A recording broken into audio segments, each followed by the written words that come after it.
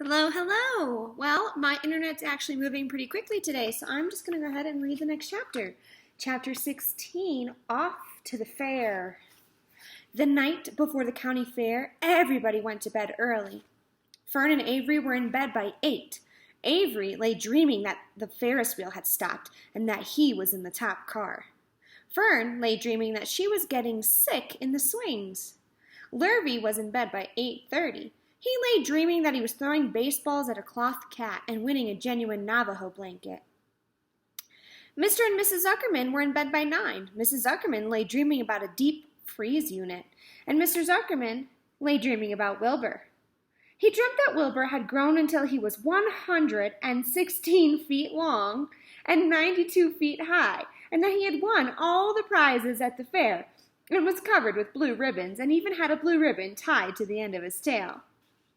Down in the barn cellar, the animals, too, went to sleep early, all except Charlotte. Tomorrow would be fair day. Every creature planned to get up early to see Wilbur off on his great adventure. When morning came, everybody got up at daylight. The day was hot. Up the road at the Arables' house, Fern lugged a pail of hot water to her room and took a sponge bath. Then she put on her prettiest dress because she knew she would see boys at the fair. Mrs. Arable scrubbed the back of Avery's neck and wet his hair and parted it and brushed it down hard till it stuck to the top of his head, all about 6 hairs that stood straight up. Avery put on clean underwear, clean blue jeans, and a clean shirt. Mr. Arable dressed, ate breakfast, and then went out and polished his truck. He had offered to drive everybody to the fair, including Wilbur. Bright and early, Lurvy put clean straw in Wilbur's crate and lifted it into the pig pen. The crate was green. In gold letters, it said, Zuckerman's Famous Pig. Charlotte had her web looking fine for the occasion. Wilbur ate his breakfast slowly. He tried to look radiant without getting food in his ears. In the kitchen, Mrs. Zuckerman suddenly made an announcement. Homer, she said to her husband, I am going to give that pig a buttermilk bath. A what? asked Mr. Zuckerman. A buttermilk bath. My grandmother used to bathe her pig with buttermilk when it got dirty. I just remembered. Wilbur's not dirty, said Mr. Zuckerman proudly. He's filthy behind the ears, said Mrs. Zuckerman. Every time Lurvy slops him, the food runs down around the ears. Then it dries and forms a crust. Ugh. He also has a smudge on the side where he lays in the manure. He lays in clean straw, corrected Mr. Zuckerman. Well, he's dirty, and I'm going to give him a bath. Mr. Zuckerman sat down weakly and ate a donut. His wife went to the woodshed. When she returned, she wore rubber boots and an old raincoat, and she carried a bucket of buttermilk and a small wooden paddle. Edith, you're crazy, mumbled Zuckerman, but she paid no attention to him. Together they walked to the pig pen. Mrs. Zuckerman wasted no time. She climbed in with Wilbur and went to work. Dipping her paddle in the buttermilk, she rubbed him all over. The geese gathered around to see the fun, and so did the sheep and lambs. Even Templeton poked his head out cautiously to watch Wilbur get a buttermilk bath. Charlotte got so interested she lowered herself on a drag line so she could see better. Wilbur stood still and closed his eyes. He could feel the buttermilk trickling down his sides. He opened his mouth, and some buttermilk ran in. It was delicious. He felt radiant and happy. When Mrs. Zuckerman got through and rubbed him dry, he was the cleanest, prettiest pig you ever saw. He was pure white, pink around the ears and snout, and as smooth as silk. The Zuckermans went up to change into their best clothes. Lurvy went to shave and put on his plaid shirt and his purple necktie. The animals were left to themselves in the barn. The 7 goslings paraded round and round their mother. Please, please, please take us to the fair, begged a gosling. Then all 7 began teasing to go. Please, please, please, please, please, please, please. They made quite a racket. Children, snapped the goose, we're staying quietly, iately at home. Only Wilbur, Ilber is going to the fair. Just then Charlotte interrupted. I shall go too, she said softly. I have decided to go with Wilbur. He may need me. We can't tell what may happen at the fairgrounds. Somebody's got to go along that knows how to write. And I think Templeton better come too.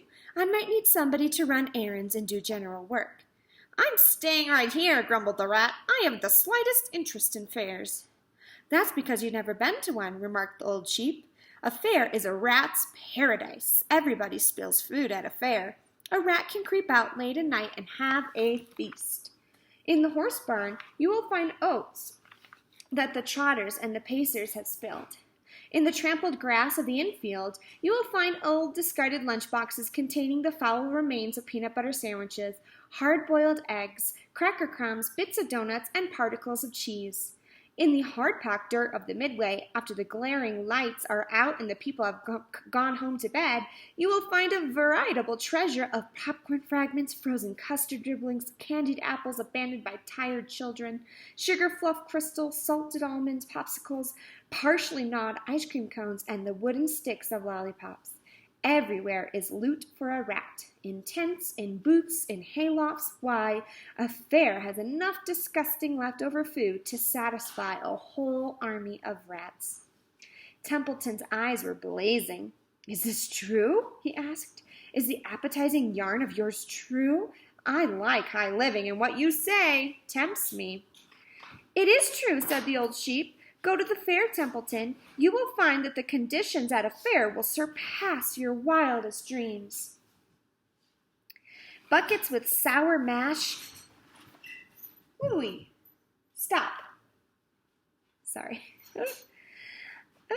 Where was I? Buckets with sour mash sticking to them, tin cans containing particles of tuna fish, greasy paper bags stuffed with rotten. That's enough, cried Templeton. Don't tell me any more. I'm going. Good, said Charlotte, winking at the old sheep. Now then, there is no time to be lost. Wilbur's soon to be put into the crate. Templeton and I must get into the crate right now and hide ourselves. The rat didn't waste a minute. He scampered over to the crate, crawled between the slats, and pulled straw up over him so he was hidden from sight. All right, said Charlotte, I'm next. She sailed into the air, let out a drag line, and dropped gently to the ground. Then she climbed the side of the crate and hid herself in a knothole in the top board. The old sheep nodded. What a cargo, she said. The sign out to Zuckerman's famous pig and that sign ought to say Zuckerman's famous pig and 2 stowaways. Look out, the people are coming, shouted the gander. Cheese it, cheese it, cheese it. The truck, with Mr. Arable at the wheel, backed slowly toward the barnyard. Lurvy and Mr. Zuckerman walked alongside. Fern and Avery were standing in the body of the truck, hanging on to the sideboards. Listen to me, whispered the old sheep to Wilbur. When they open the crate and try to put you in, struggle. Don't go without a tussle. Pigs always resist when they are being loaded. If I struggle, I'll get dirty, said Wilbur. Never mind that. Do as I say. Struggle. If you were to walk into a crate without resisting, Zuckerman might think you were bewitched. He'd be scared to go to the fair. Templeton poked his head up through the straw. Struggle if you must, said he. But kindly remember that I'm hiding down here in this crate, and I don't want to be stepped on or kicked in the face or pummeled or crushed in any way, or squashed or buffeted about, or bruised or lacerated or scarred or biffed. Just watch what you're doing, Mr. Radiant, when they get shoving you in. Be quiet, Templeton, said the sheep. Pull in your head, they're coming. Look radiant, Wilbur. Lay low, Charlotte. Talk it up, geese. The truck backed slowly to the pig pen and stopped. Mr. Arable cut the motor, got out, walked around to the rear, and lowered the tailgate. The geese cheered. Mrs. Arable got out of the truck. Fern and Avery jumped into the ground. Mrs. Zuckerman came walking down from the house. Everybody lined up at the fence and stood for a moment, admiring Wilbur and the beautiful green crate. Nobody realized that the crate already contained a rat and a spider. That's some pig, said Mrs. Arable. He's terrific, said Lurvy. He's very radiant, said Fern, remembering the day he was born. Well, said Mrs. Zuckerman, he's clean anyway. The buttermilk certainly helped. Mr. Arable studied Wilbur carefully. Yes, he's a wonderful pig, he said. It's hard to believe that he was the runt of the litter. You'll get some extra good ham and bacon, Homer, when it comes time to kill that pig. Wilbur heard these words and his heart almost stopped. I think I'm going to faint, he whispered to the old sheep who was watching. Kneel down, whispered the old sheep. Let the blood rush to your head. Wilbur sank to his knees, all radiance gone, his eyes closed. "Look!" screamed Fern. "He's fading away!" "Hey, watch me!" yelled Avery, crawling on all fours into the crate. "I'm a pig! I'm a pig!" Oh boy, I'm getting sad. Avery's foot touched Templeton under the straw. "What a mess," thought the rat. "What a fantastic creature boys are. Why did I let myself in for this?" The geese saw Avery in the crate and cheered. "Avery, you get out of that crate this instant," commanded his mother. "What do you think you are?" "I'm a pig," cried Avery, tossing handfuls of straw into the air. "Oink, oink, oink." "The truck is rolling away, Papa," said Fern. The truck, with no one at the wheel, had started to roll downhill. Mr. Arable dashed to the driver's seat and pulled on the emergency brake, and the truck stopped. The geese cheered. Charlotte crouched and made herself as small as possible in the knothole so Avery couldn't see her. "Come out at once," cried Mrs. Arable. Avery crawled out of the crate on hands and knees, making faces at Wilbur. Wilbur fainted away. "The pig has passed out," said Mrs. Zuckerman. "Throw some water on him." "Throw buttermilk," suggested Avery. The geese cheered. Lurvy ran for a pail of water. Fern climbed into the pen and knelt by Wilbur's side. "It's sunstroke," said Zuckerman. "The heat is too much for him." "Maybe he's dead," said Avery. "Come out of that pig pen immediately," cried Mrs. Arable. Avery obeyed his mother and climbed into the back of the truck so he could see better. Lurvy returned with cold water and dashed it on Wilbur. "Throw some on me," cried Avery. "I'm hot too." "Oh, keep quiet," hollered Fern. Her eyes were brimming with tears. Wilbur, feeling the cold water, came too. He rose slowly to his feet while the geese cheered. "He's up," said Mr. Arable. "I guess there's nothing wrong with him." "I'm hungry," said Avery. "I want a candied apple." "Wilbur's all right now," said Fern. "We can start. I want to take a ride on the Ferris wheel." Mr. Zuckerman and Mr. Arable and Lurvy grabbed the pig and pushed him headfirst toward the crate. Wilbur began to struggle. The harder the men pushed, the harder he held back. Avery jumped down and joined the men. Wilbur kicked and thrashed and grunted. "Nothing wrong with this pig," said Mr. Zuckerman cheerfully, pressing his knee against Wilbur's behind. "All together now, boys. Shove!" With a final heave, they jammed him into the crate. The geese cheered. Lurvy nailed some boards across the end so Wilbur couldn't back out.